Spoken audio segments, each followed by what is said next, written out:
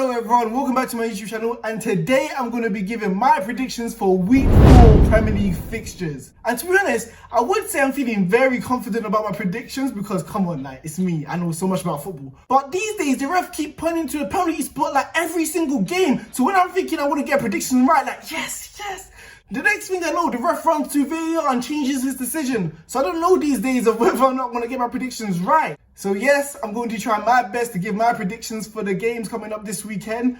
But before I go into this video, make sure you guys like, comment and hit that big subscribe button right there. And you give me your predictions. Yes, you give me your predictions on the weekend results. So the first game I'm going to start with has to be Leeds and Everton. And this may be an unpopular opinion, but I think this is going to be the game of the weekend. Expect goals, expect thrills, expect so many chances from each opposition because they love attacking. But defending, like, let's not speak about that because defending, they do look like championship sides. I don't think you have the facilities for that, big man. And the first team I feel like I have to start with has to be Leeds. They've been playing with so much confidence, so much pizzazz, so much thrill. They have been an exciting team to watch in the Premier League so far, giving great performances against Liverpool, which nearly gave me a heart attack. Great performance against Fulham, beating them 4-3. And we've been seeing attacking these players like Harrison, Costa, Bamford. I didn't even know Bamford was going to be this good so early, scoring so many goals. I thought it would be one of those guys on FIFA where you would always list as one for the future and it would be like 25, 26 at the bottom of the club when you never ever play him.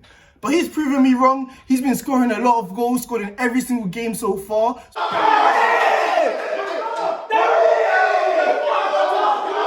So expect these guys to have so much joy against a weak, yes, weak Man City side who have been leaking goals, conceding 5 goals against Leicester. They still have Laporte injured. They're still missing their Vincent Kompany captain, club legend, who's no longer with them. So seeing the back line give away 3 penalties in one single game against Leicester, Leeds players should feel so confident attacking those weak defenders like Garcia, who's very inexperienced, Ake, who's just a new signing, and Mendy, who just always has mistakes within him. But I cannot lie, as much as I want Leeds to win, I feel like Man City are going to win. Although Leeds have been playing this fantastic pressing style, there's going to be so much space for the likes of Kevin De Bruyne and Sterling to operate in behind. And if there's one team which can pass their way out of the high press Leeds do, it's Man City. So expect players within that side to be able to get out of trouble when needed to be. So although I feel like it's going to be a back and forth tennis match with a lot of goals, I just feel like Man City have too much quality in the final third to punish Leeds when Leeds start to press high up on them. And if Fulham are able to score 3 goals against Leeds, the worst team in the league, the worst league we've seen in the Premier League for such a long time, if they're able to score 3 goals, I think Man City will have no trouble finding the back of the net. So like I said, I'm expecting a lot of goals, and my final prediction for this game is 3-2 to Man City. The next game I'm going to be talking about is Spurs v Manchester United. And I can't even lie, I got no idea how Man United escaped with the 3 points against Brighton FC. Literally, they got dominated the whole game from start to finish. I got no idea how it happened. Actually, I do know how it happened. Manchester United happened and Fernandes at the penalty spot yet again. It's a penalty. And it is a penalty to Manchester United. But all jokes aside, Man United have been playing extremely poor at the start of the season and Tottenham have not played so bad. They should have won that game against Newcastle. They literally dominated the whole game. But despite this, I don't think Tottenham are going to dominate this game. They have players like Son, who's performing well, scoring a lot of goals. Harry Kane, who's turned to a great assist maker this season. So always looking good at Tottenham. So they should, in theory, dominate this game, shouldn't they? I don't think this is going to be a case. I feel like it's going to be a typical Mourinho performance where he's going to set up his team to not lose and defend and hopefully score a goal on a set piece or a free kick or something like that. Because we know in big games, Mourinho does not like to see his team exposed. And Mourinho should know, in theory, the only way Man United usually score goals is on a counter-attack with players like Martial, Rashford, Greenwood running in behind from a Fernandes or a Pogba ball. So because of this, Mourinho will set up not to lose because he knows Man United are dangerous on the counter-attack. So because I feel like Mourinho will compromise in this game, I don't think Tottenham will have a lot of chances. And also Man United are home, so I feel like Man United will feel the pressure to go on the front foot and take the game to Tottenham. And like I've said in my other videos, I don't have faith in Ole Gunnar Solskjaer. I do not think he's the right man for Man United.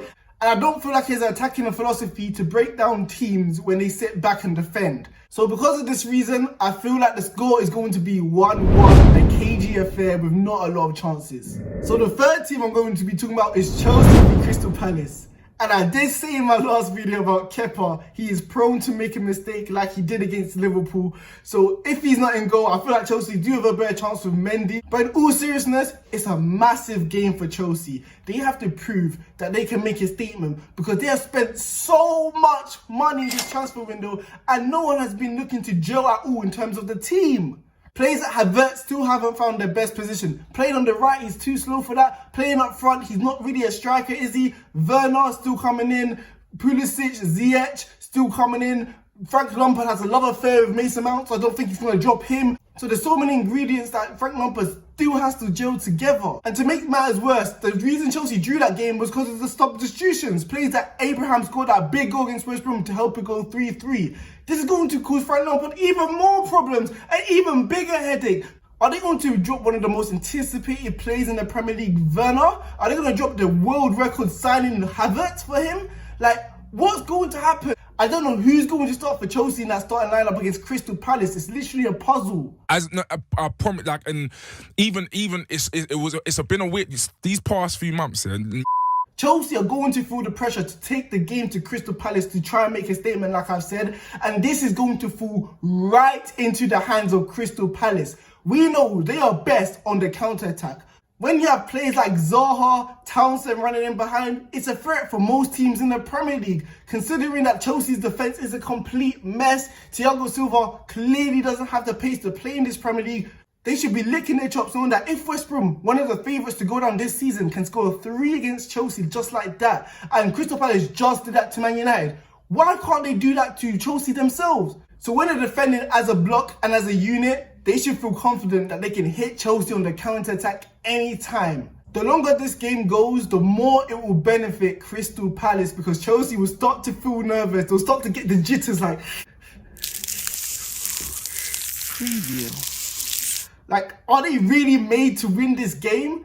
So because of this, I do not know what score to go for. I do not know what score to go for. But because of this, I'm going to go for a 2-1 Crystal Palace victory against Chelsea. I'm still not sure about this, but I just do not have the faith that Chelsea can wrap this game up. So the fourth game I'm going to be talking about is Arsenal v Sheffield United. And to be honest, watching Arsenal against Liverpool, I don't feel like they performed that bad. For the first time in a while, they haven't gone to a top side and performed naive, not going on a defensive and trying to play counter-attacking football. However, they were just too negative against Liverpool to break out with the likes of Aubameyang and Willian on the other wing. But in terms of the game, I feel like this is going to be one of the most predictable games we'll see all season, Arsenal against Sheffield United.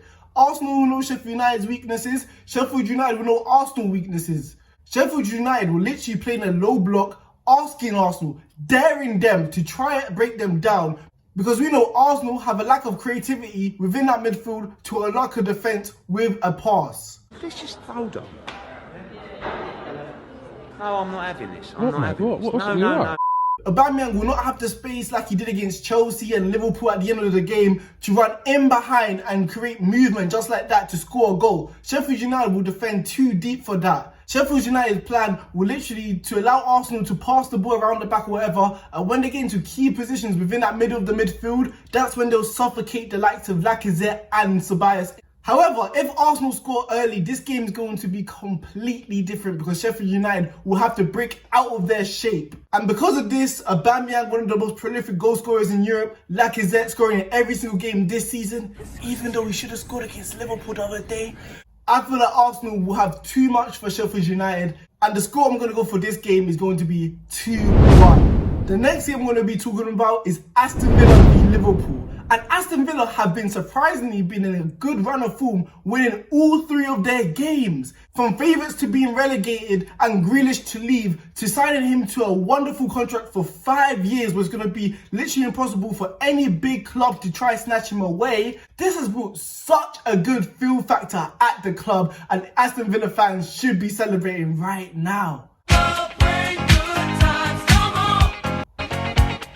It's a celebration. And to be honest, they should feel confident because we saw them worse off last season, literally give Liverpool such a hard game at Villa Park where it took Liverpool to score 2 late goals to win that game. And to be honest, I don't feel like this game is going to be that close like it was last season. Liverpool have just too much quality. They have been relentless, they've been ruthless, they have been playing so well this season that even though it takes time to break teams down like the likes of Chelsea and Arsenal, they still did it in the end. So even if Aston Villa do want to set up defensively against Liverpool, they literally have no hope because Liverpool are literally going to be relentless and tire those Aston Villa defenders out until they get a chance. Because of literally the wave after wave pressure Liverpool will create on these Aston Villa players, I feel like this game is going to be relatively easy for Liverpool. So because of all these factors, I'm going to be predicting a 3-0 victory for Liverpool FC. So the final game I'm going to be talking about is West Ham v Leicester. And I just want to start off with West Ham right now because they have been literally so unpredictable this season. Whenever like West Ham were down and out, losing that horrific victory against Newcastle at home, when people were predicting that David Moyes was going to be the first manager sacked, it all looked bad for West Ham. It all looked like they would be relegated. But ever since that performance against Arsenal, which was really good, and they should have won that game and literally destroying one of the Champions League contenders, Wolves, 4-0. So West Ham literally should be in good spirits. Shouldn't they? I don't even know these days, and West Ham fans, I don't even think you guys know whether or not you should be confident going into this game.